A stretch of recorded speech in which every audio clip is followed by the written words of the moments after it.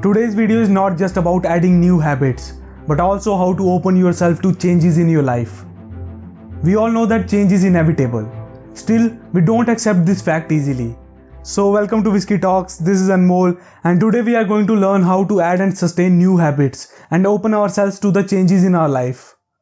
We humans are creatures of habit.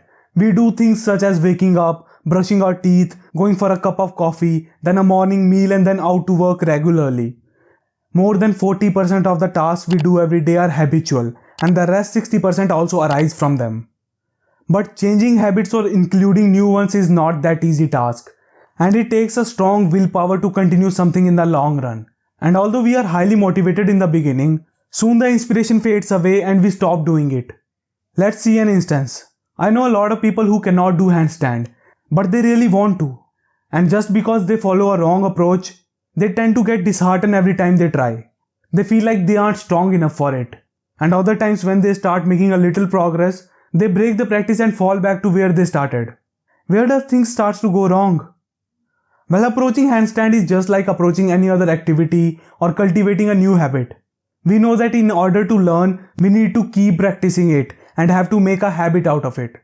But practice also needs a technique and a proper method to stick for a prolonged period to get the desired results.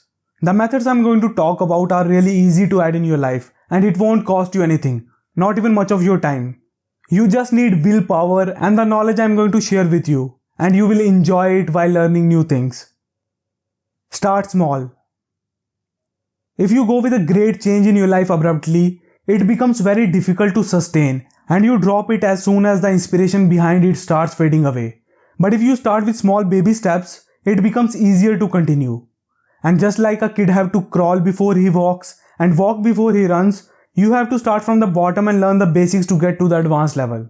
Such as, if you want to start an exercise routine, you might want to start with brisk walking or doing few push-ups as much as you can do. Or if you want to switch to healthy diet, start taking water with you when you go out rather than drinking soda and all.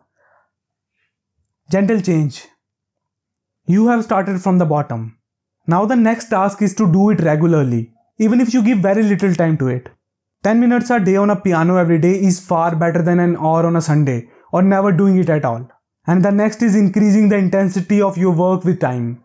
Slowly and gradually challenge yourself to the tasks which are neither too easy nor too hard, but pose a challenge to you, and it will grow your creativeness and willpower. Let's suppose you aim to do 5 pull-ups on the third day of starting. You are deemed to fail.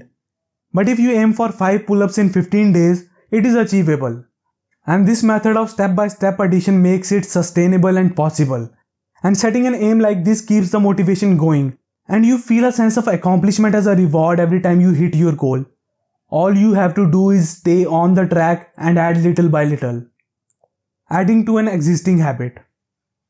This can be the far most successful method of easily cultivating new habits. All you have to do is stick new habits into already applied habits. Such as, if you want to add meditation, start doing it for 2 minutes as soon as you go to bed before you sleep. If you want to make writing as a habit, write about a scene from a movie that you liked, or write about your opinions or thoughts about something that you read. This way, you can easily attach the habit you want with the habit you already have. Start with what you like. If in the beginning you choose the boring or long part of an activity, you will never be able to do it, because it will either feel impossible or not worth your time. Instead, what you can do is start with something you enjoy, such as if you are trying to learn editing. After learning some basics, go to easy cool stuff that you are attracted to. Maybe watch a few good edits and learn how to do it from YouTube. This way, it will become really easy and you will enjoy while learning. Set up a timeline. When we set our goals too high, they seem impossible to achieve. Just as if you will approach a habit of never eating junk food again or never doing alcohol or drugs again, you might end up failing in a day or two. Instead, what you can do is to challenge yourself for a week or a month of abstinence. Now that you have set up a timeline, you will push yourself to achieve it. But beware that at the ending of the week or month, you can fall back hard to the same track again where you started if you kept counting the days. Rather try to get habituated to the new way of life that you have started to live in those few days of challenge. At the end, Remember that these all methods are really helpful to add new habits or changes to your life.